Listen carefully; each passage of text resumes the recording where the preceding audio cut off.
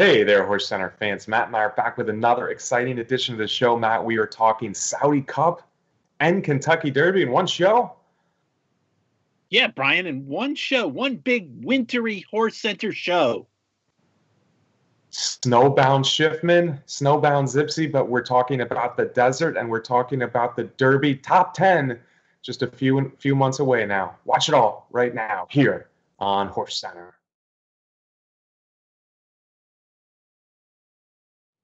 Welcome home to HorseCenter, my friends. Matt and I are back with another show. Matt, we are talking Saudi Cup, the richest race in the world. We'll also be doing a top 10 Kentucky Derby list. Are you ready, sir? I am ready in this tough winter of winters. It is a tough winter, but I don't think it's nearly as cold over there in Saudi Arabia, Matt, where they're holding the $20 million Saudi Cup, the second edition. Last year was a very exciting edition with Maxim Security edging the female Midnight Basu. I'll tell you what, though, if we only got one horse in here, Charlatan or Knicks Go, it would be a very dull race for me. But with both of them in, I think it becomes at least a pretty interesting $20 million race. It certainly is, Brian. And I don't know, maybe this year they'll actually give away the prize money to the winner, but we'll have to see about that, Brian. Yeah, it's an intriguing race with Charlatan and Knicks Go, and they're pretty much looking like they have similar running styles, want to be out there in the lead in this 1.125 that is run around one turn over at King Abdulaziz Racecourse. I knew you were going to say the name of that racecourse, Matt. You love to say the name of that racecourse. And yeah, I mean, I think this race really does set up well for the Americans. 9 furlongs, one turn. It's a race that having speed helps, and certainly the Americans come over with speed, or at least the top two do. Let's talk about Charlatan first, Matt. When we last saw him, he was an absolute dynamo on the racecourse out at Santa Anita when he won the Grade 1 Malibu. 7 furlongs at Santa Anita, but he looked like a potential champion that day as he easily put away Nashville at the top of the stretch and rolled down that Santa Anita stretch to the win there. I do have a concern, though. As good as he's looked in that race and as good as he's looked in all 4 of his lifetime races, he's only had one race in the past 9 months. Yeah, Brian, that certainly has to be a factor when you're going into a race like this that has 14 horses, and when you're facing a horse like Knicks Go, who, you know, to many right now is the top thoroughbred in the country. Yeah, well, to many, Matt, I would say Charlatan is the top thoroughbred in the country. Maybe his accomplishments are a little bit less thus far than Knicks Go, but 2 Grade 1 wins already in his 4 lifetime races, although one he didn't get the winner's share of that Arkansas Derby proposed purse. But of course, we know he's won all 4 of his races in impressive style. He's got speed. Maybe he doesn't have as much speed as Knicks Go. In the draw, this 14-horse field, we saw Charlatan get the 9 hole while Knicks Go is in the 5. Last time we saw Charlatan chase Nashville, and that's one thing. At 7 furlongs chasing Nashville, I wonder if Knicks Go is the one on the early lead with Charlatan hawking him in a close second. It feels like that's the way it should play down, Brian, when you put in the post positions that you just mentioned, and that Knicks Go has just been so steady out in front with a fast, steady pace where he gets so comfortable. You would think that is, again, going to be the strategy for jockey Joel Rosario. But, you know, when you think about it that way, what are Baffert and Mike Smith going to do with Charlatan? They can't let him get too far out and get too comfortable out there, can they, Brian? No, absolutely not. Yeah, I could see it unfolding similarly to the Malibu where Charlatan chased Nashville early.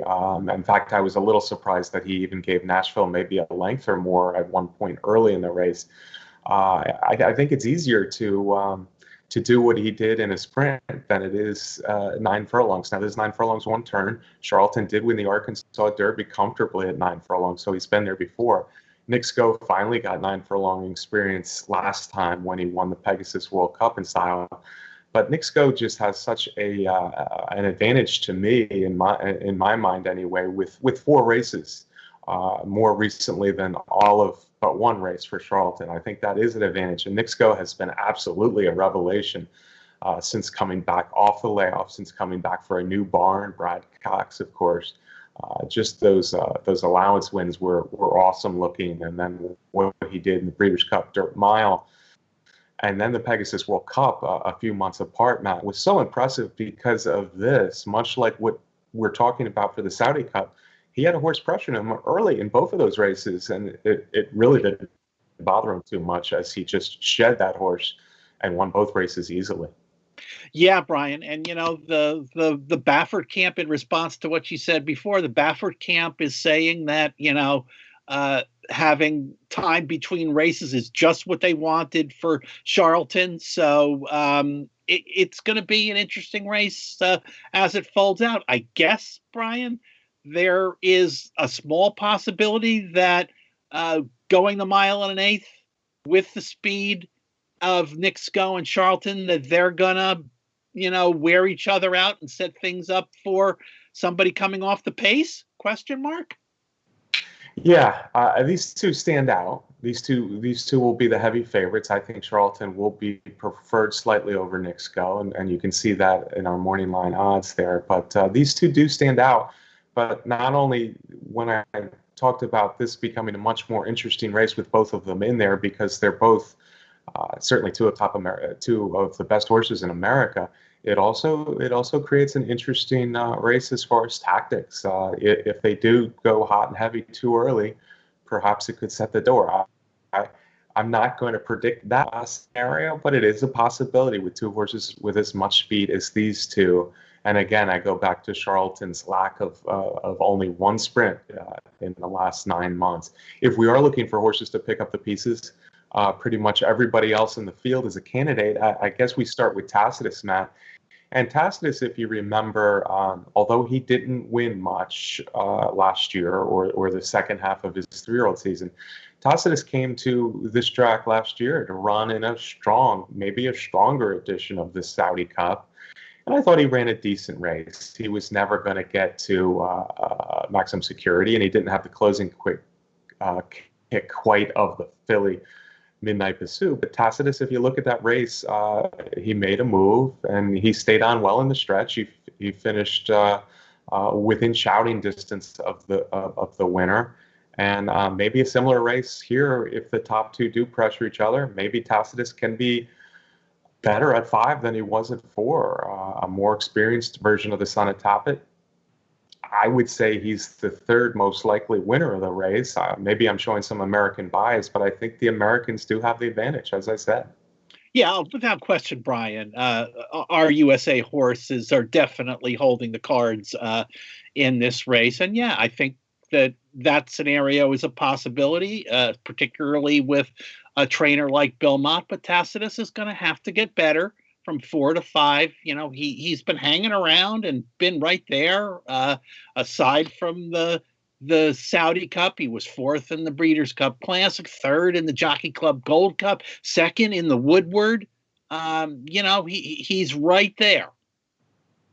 Yeah, he's right there. So if we're talking about an improved version of Tacitus, maybe he is a threat in all the big races on dirt this year, starting with this one. He hasn't run since that decent 4th in the Breeders' Cup Classic, so he's coming in fresh. I just have a feeling in the back of my mind that the Dubai World Cup, 10 furlongs in his second race, is more of a viable win option for Tacitus. But still, I respect him, and I could see him becoming a better horse now at 5, as we often see done. Of the other Americans, Max Player hasn't run since the Preakness, so he's been off a little longer. He won the Withers Mat, and then he ran 3rd in the Belmont, 3rd in the Travers, 5th in the Kentucky Derby, 5th in the Preakness. He wasn't running badly, but on the other hand, he was never really threatening the winner. Yeah, another one. I guess. I guess that sounds a little bit like what was going on with Tacitus for Max Player. Those races were all against 3-year-olds. He's in the barn of Steve Asmussen now, and going to be facing a big field of older horses for the first time. Off of, as you said, a pretty lengthy layoff from the Preakness. It sounds like a tough task, but again, this is a horse who showed some talent as a 3-year-old and could turn into a nice older horse. Yeah, the Son of Honor coat did much like Tacitus. He ran in all the big races and he didn't embarrass himself. Yeah, I have a harder time picturing him winning than Tacitus. 9 furlongs first time out. The one thing I will say though is Steve Asmussen does get his horses ready off the layoff. So if the pace collapses, maybe Max Player's a threat. I also think Sleepy Eyes Todd could improve a little bit upon his 4th in the Pegasus World Cup. He'll be a long shot in here, but he's well traveled. He does not need his track to fire a good race. And I thought he was too far out of the Pegasus World Cup. He was running with interest down the lane at Gulfstream Park. A long shot, but maybe 9 furlongs. If he can show more speed than a lot of other horses in the race, maybe he can throw in a good effort here as well. Yeah, Brian, and let's keep in mind, and I think you pointed it out when we were talking about Tacitus coming over to this race in Saudi. If you finish 3rd or 4th, you're talking about a paycheck that's in the millions of dollars that may be serving as a prep for the Dubai World Cup. Yeah, it's a funny sort of that it's 20 million. I think there are horses here that like 9 furlongs better than longer. Maybe Charlatan, Knicks Go, and Sleepy Eyes Todd would be 3 of them. And then you got Tacitus and Max Player who had like more 10 furlongs. We've talked only about the Americans, Matt. I said it's an American race to win for sure, but there are others in here.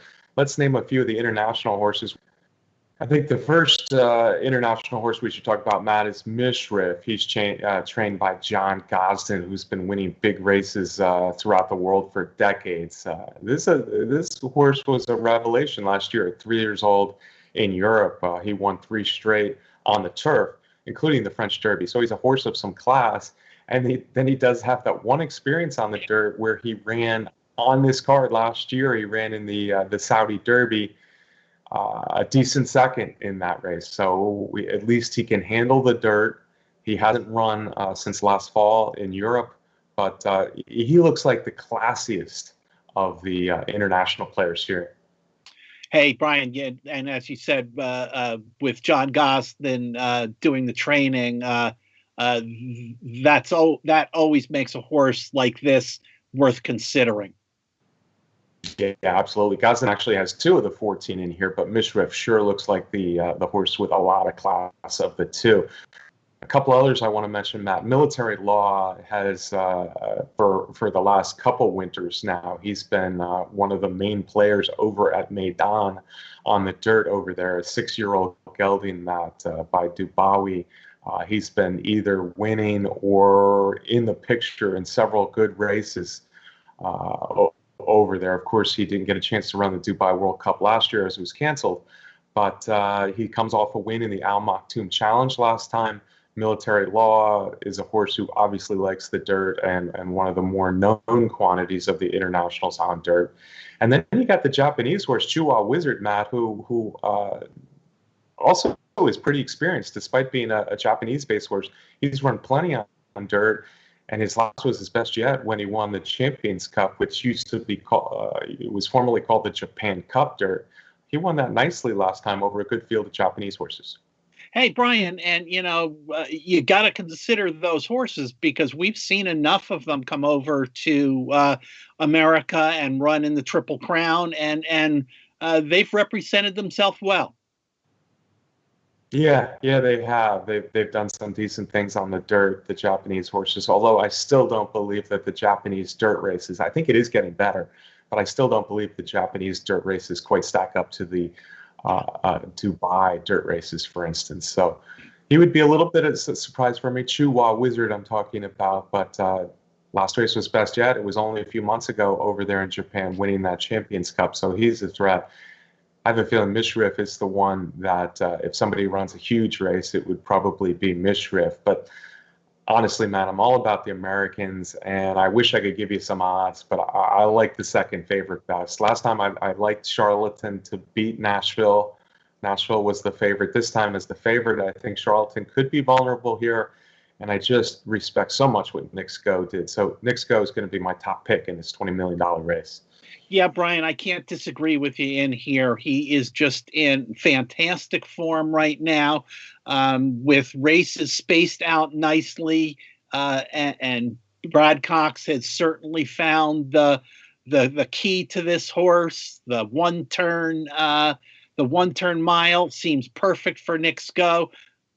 So I'm going to go with him on top also. Yeah, either way you slice it, it looks like an intriguing showdown over there in Saudi Arabia. Hopefully we get to see more of Knicks Go against Charlatan over on this side of the pond, because they look like two very exciting horses, and they make for an interesting Saudi Cup on Saturday. That'll be earlier in the day on Saturday over from, what's the name of the racetrack, Matt? King Abdul Aziz Racecourse. There you go. What Matt said.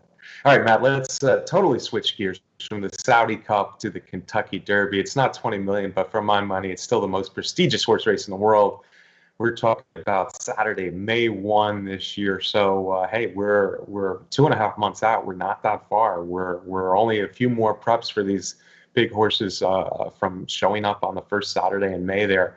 And I think looking at the list that we put together, our consensus list, Matt, I think we're going with horses that we've seen recently do good things. We know have done it as a 3-year-old. So that's going to start us off. And our number one, which I think is different than a lot of lists you'll see out there, is Caddo River, Matt. Caddo River, a son of Hard Spun, trained by Brad Cox.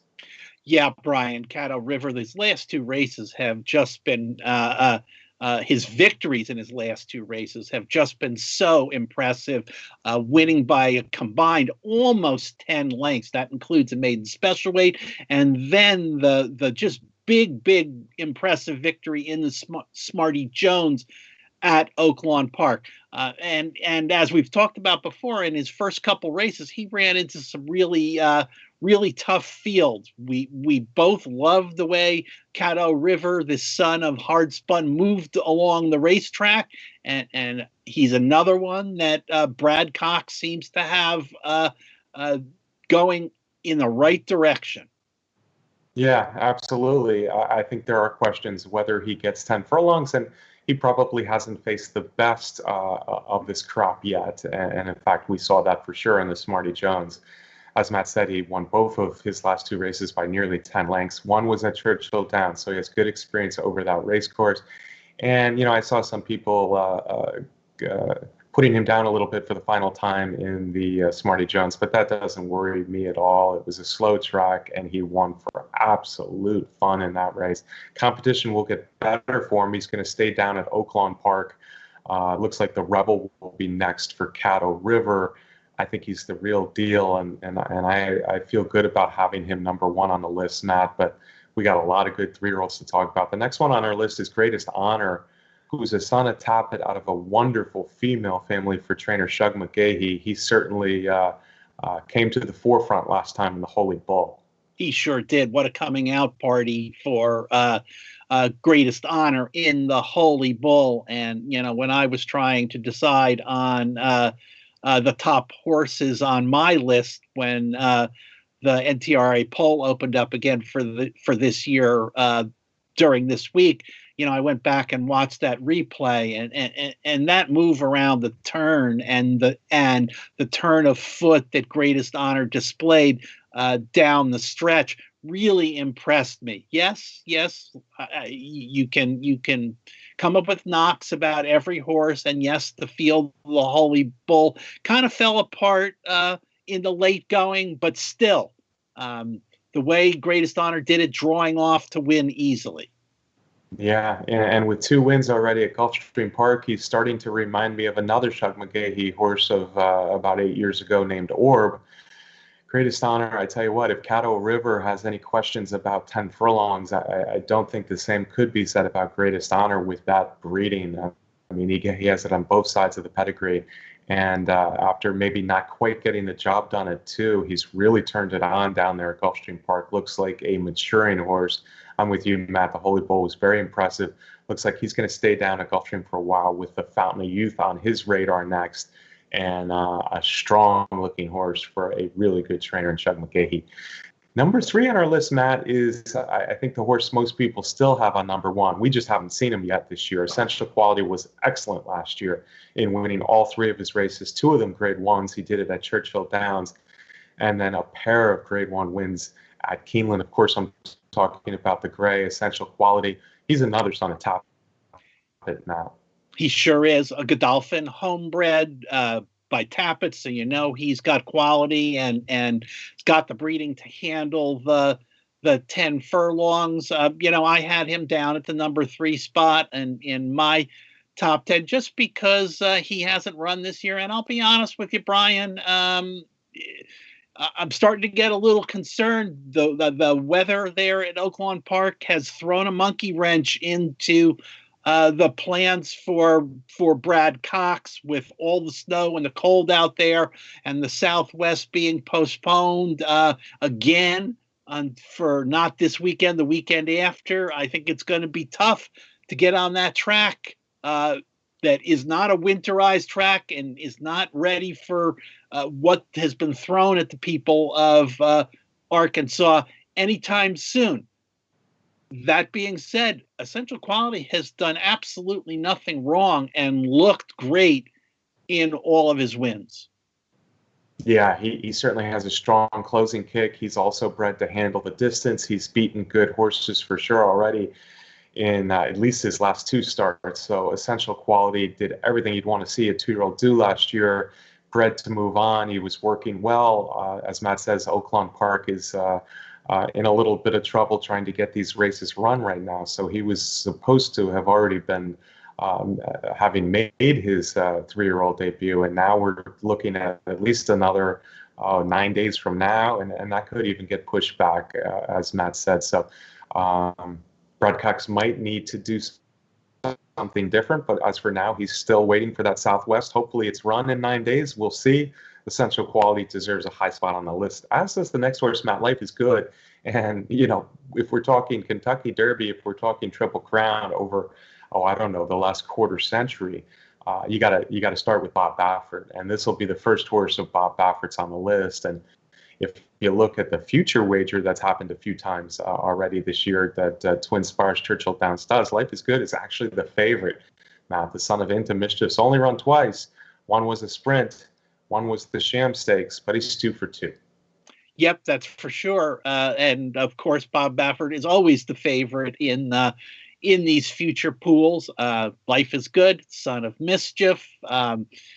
He ran in that Sham Stakes against his stablemate, Medina Spirit, who we'll be talking about in the top 10 shortly. Had that easy lead and was a little goofy coming down the stretch. He's young. He's a young 3-year-old with only 2 races, and Baffert is pointing to the San Felipe out at Santa Anita for his next start. I don't think they're going to have any snow out there to contend with. Probably not, sir. Hey, Life is Good. One thing that stands out for me for Life is Good is how easy he won that debut performance. And then what we're seeing is horses that were in that debut are coming back and running big. And these are horses that he handled easily in that debut performance. That was kind of a special debut. And off that, he deserves to be one of the most talked about 3-year-olds in the country. Having said that, I didn't really care for his last performance all that much in the Sham. But then again, I think it was probably a sign of a little immaturity. And Medina Spirit obviously is a nice horse. But Life is Good did not look great in the last furlong of the Sham. Probably he'll bounce back and learn his lessons and be even better and be one of the most dangerous 3-year-olds in the country. But it did raise enough questions for me to have him down at number 4, and that's where he lands on our list, Matt. And then if we jump to number 5, we're going to see the second Bob Baffert on our list, and that is Medina Spirit, son of Pertonico. And Pertonico was a good-looking horse who never won anything big necessarily, didn't run a ton, but he was the son of Giants Causeway. So Medina Spirit is a grandson of Giants Causeway, and that, at least to me, speaks of distance. Yeah, Brian, and you talked about horses that Life is Good had run against that have come back and done good things. Medina Spirit is certainly one of them. He was a nice debut winner, then was gaining in second against Life is Good in the Sham, and then came back to be a nice winner in the Robert B. Lewis in that blanket finish with 3 horses who might be decent. And I think we've got another one of them on our top 10 list coming up. Yeah, that Lewis was a good race. As you can see, there's no one in the top 4 from that race in our list here.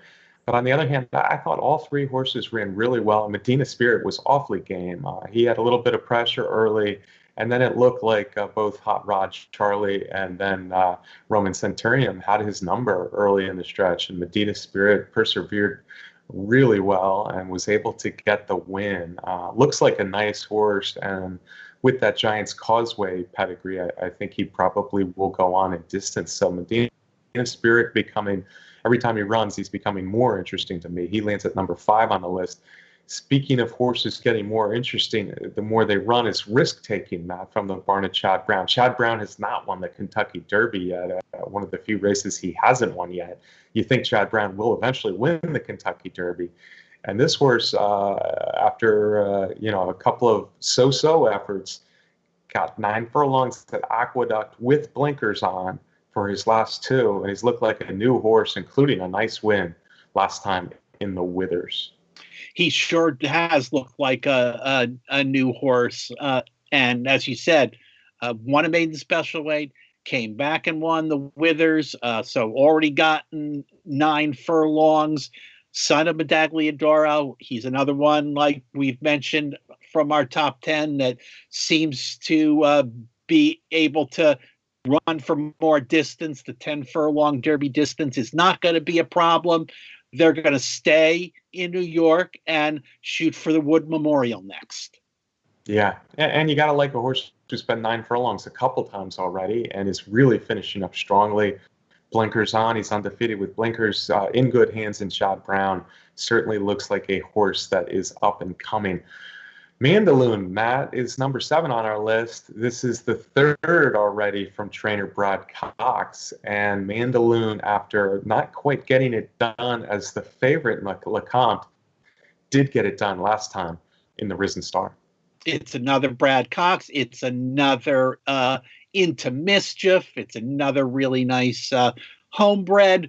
So Mandaloun, like you said, was second in the LeCompte, but ran a really nice stalking trip in the Risen Star. Around the turn, was sitting in 3rd place, got the lead in the stretch and drew off. The only horse that was making up ground on him was Proxy. So Risen Star picked up 50 Derby points and moved up to the top of the list. Yeah, and I've seen other lists where he's much higher than we have him here at 7. Mandaloun has not wowed me necessarily, but very professional looking in his maiden and allowance wins in Kentucky last fall. And, his first try around 2 turns, he didn't quite kick it in LeCompte, but was beaten at length. And then 9 furlongs again. He's been 9 furlongs successfully with that Risen Star. He looked like a winner pretty much the whole way.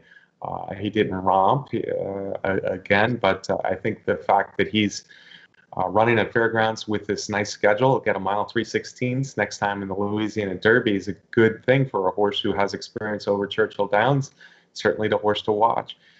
I still haven't forgot about my Breeders' Cup Juvenile long shot last year, Matt. That's Keep Me in Mind. And Keep Me in Mind was a horse behind Essential Quality a couple of times, but finished strongly behind him in the Breeders' Futurity and then the Breeders' Cup Juvenile.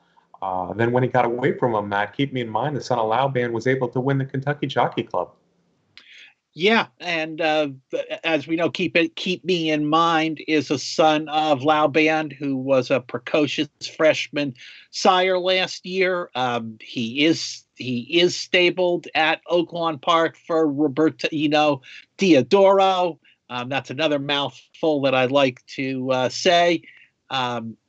Was another one who opted to not run at fairgrounds to go in the Southwest. I guess he's probably regretting that decision right now. Diodoro has said if he doesn't get on the racetracks soon to have a workout, he is not going to be able to go in the Southwest, which means they will have to change plans and either wait for the Rebel or move to another racetrack when they're able to get out of Arkansas. Yeah, he's a stretch runner who I think needs racing. So I do worry about where he is at right now with this situation at Oaklawn Park. But he was the most consistent, really late runner, unless you call Essential Quality a late runner. Last year, he did it each and every start. And he's the horse I think that would be a horse you could see picking up horses at a mile and a quarter at Churchill Downs in the spring. But right now he was working well, but right now he might be falling a little bit behind schedule with the Oaklawn Park weather situation. Number 9 on our list, Matt, is Hot Rod Charlie. Hot Rod Charlie ran a very good Breeders' Cup Juvenile for trainer Doug O'Neill. I thought he ran a very good first out seasonal debut last time in the Robert B. Lewis. Between horses, Hot Rod Charlie has not won a stakes yet, but he's sure trying. Yeah, son of Oxbow, and I agree, Brian. That second place long shot finish in the Breeders' Cup Juvenile got our attention, and coming back in the Robert B. Lewis against that good field and hanging in there tough down the stretch as those three battled across the track was noteworthy. Of course, he's trained by Doug O'Neill, who has 2 Kentucky Derby winners on his own. And I found it very interesting that O'Neill said they're going to go to the Louisiana Derby next time. I don't know. Is that O'Neill saying, hey, I don't want to knock heads with these Baffert horses anymore? Maybe, or maybe they like the idea of sending him out of town again, like worked so well last time for the Breeders' Cup Juvenile. Oxbow was a horse who had good speed and then was one of those horses who just didn't really get tired. He didn't win every race, but Oxbow, when he was on the engine, he could go all day. And I think Hot Rod Charlie is starting to show some of that. He's run 3 very good races now. I'm including his maiden win, which looks better than it once did, perhaps. So Hot Rod Charlie, a very interesting horse, and add him to the top 3 from what we saw in the LeCompte and the Risen Star. I think he's a very interesting candidate down there in New Orleans. All right, Matt, our top 10's over. We need to get one more Bob Baffert on the list, and the most likely candidate right now is Concert Tour. Concert Tour is the son of Street Sense, of course, who was a Breeders' Cup Juvenile and Kentucky Derby winner. He's only run twice, just like Life is Good, but he's looked good doing it. A nice maiden win, a nice win last time in a stakes race, but he's only sprinted so far. Yeah, a nice win in the San Vicente, going 7 furlongs. I don't know, Brian. There are people in the Baffert barn that I have heard when asked who is the best 3-year-old that's run so far for Baffert, they have said Concert Tour. So I find this one interesting. Yeah, he is interesting. He really could be any kind.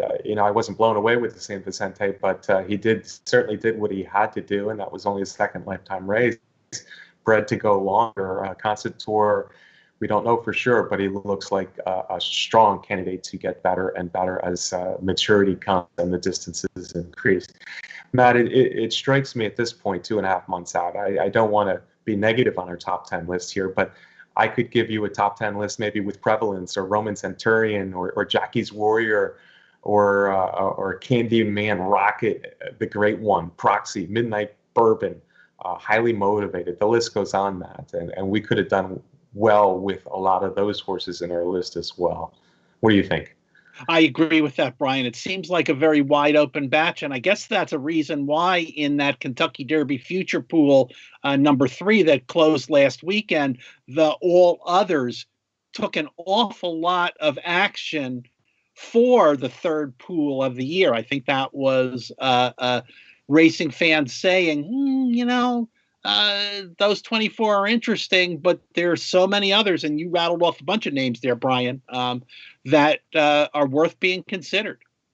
Yeah, and I named some of the bigger ones that weren't on our top 10 list, but there's a lot of good ones that we don't know too much about yet that could really pop up in the next weeks and coming months. But Matt and I like Caddo River and Greatest Honor a great deal. They're not two of the top favorites on the future wager, and you won't find them at 1 and 2 on most lists, but Matt and I like them. We'll see where we go with them as we move closer to Saturday, May 1 at Churchill Downs. It's always an exciting ride. Saudi Cup, Kentucky Derby top 10. Can I get a parting shot from you, my friend? Absolutely, Brian. I am going to shift away from racing indirectly for a minute and say to everybody, please go out there and get your COVID vaccination. I got mine on Tuesday. Do a little work so that you can arrange an appointment. It's going to be good for all of us. Put politics aside. You want to get back to the racetrack? Get the vaccination. And of course, I want to thank our producer, Brett Workman, for putting together this show. Well said, as always, my friend. And thank you to Candace Curtis for the great graphics. Thank you all for watching every week. We sure do appreciate it here, Matt and I do. If you haven't yet, hit that little red button to subscribe to our YouTube channel here at Horse Racing Nation. Please do so. I want to thank our sponsor, the best contest site out there, Derby Wars. Next week, I know we'll be talking Fountain of Youth, a big day at Gulfstream Park. Hopefully, we'll be talking about another big day at Oaklawn Park as well, Matt. Either way, we'll be back here on another edition of HorseCenter. See you then.